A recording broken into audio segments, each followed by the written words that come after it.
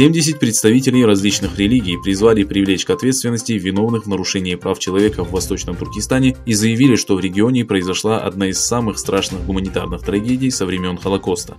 В открытом письме, подписанном христианскими, иудейскими и мусульманскими религиозными лидерами, было отмечено, что более 1 миллиона уйгуров и других мусульман содержатся в лагерях перевоспитания, подвергаются мору, пыткам, убийствам, насилию, рабству и становятся жертвами принудительной трансплантации органов. Письмо подписало большое количество религиозных деятелей, в том числе 5 епископов из англиканской церкви, европейский представитель Далай-ламы, имам Набель Рафи из Международного центра толерантности и член Британской палаты лордов раввин Джулия Нойбергер. После Холокоста мир сказал, что такое не должно повториться. Сегодня мы повторяем это и заявляем, что мы с уйгурами. После культурной революции мы были на стороне тибетских буддистов, адептов движения Фалунгунь и христиан Китая. Мы призываем верующих и сознательных людей присоединиться к нашим молитвам, единству и действиям, чтобы положить конец этому беззаконию.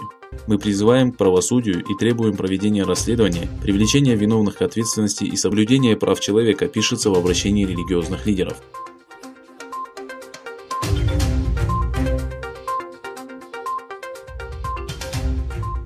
Госсекретарь США Майк Помпео осветил проблему уйгуров на своей странице в Twitter, подчеркнув, что это один из важнейших вопросов в американо-китайских отношениях.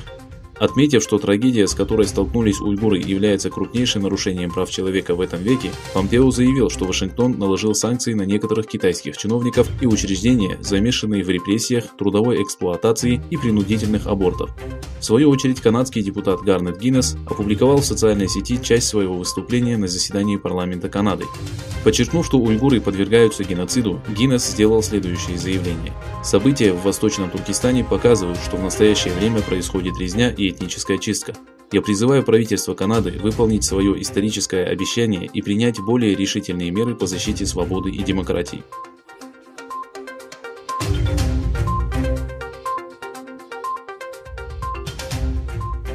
Президент США Дональд Трамп усиливает давление на китайскую компанию ByteDance, владеющую сервисом для обмена видео TikTok, и концерн Tencent, владельцем мессенджера WeChat. Трамп подписал вечером в четверг 6 августа несколько указов, которые вступят в силу через 45 дней. Согласно этим документам, в США будут запрещены любые транзакции с компаниями ByteDance и Tencent. Как говорится в одном из указов, в отношении владельцев TikTok для защиты национальной безопасности необходимы решительные действия. Сервис собирает большой объем данных о пользователях, в первую очередь об их действиях в интернете и геолокации. Похожие обвинения выдвигаются также в отношении мессенджера WeChat.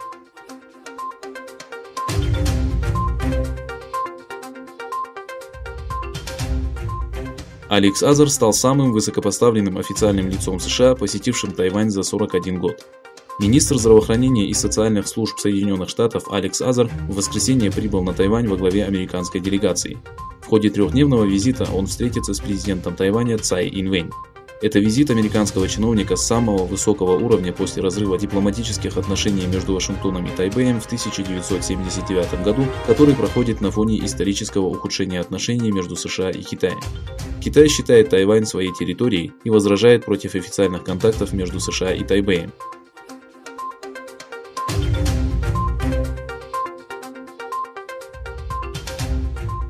Один сотрудник ливанской полиции погиб, 142 человека получили ранения в центре Бейрута при столкновениях во время протестов против правящего класса. Акция протеста проходит спустя несколько дней после мощных взрывов в ливанской столице, в результате которых погибли по меньшей мере 158 человек, еще 6 тысяч получили ранения. В свою очередь, министр информации Ливана Манель Абдес-Самад ушла в отставку в воскресенье 9 августа. Абдес-Самад решилась на такой шаг в ответ на требования народа после трагедии в порту Бейрута. Прошу прощения у ливанцев, ожидания которых не оправдались. После трагедии в порту Бейрута не осталось ничего, что могло бы оправдать ожидания людей, поэтому ухожу из правительства, сказала Абдес-Самад в эфире местного телеканала. Как сообщает официальное ливанское информационное агентство NNA, после взрыва в отставку подали 5 депутатов.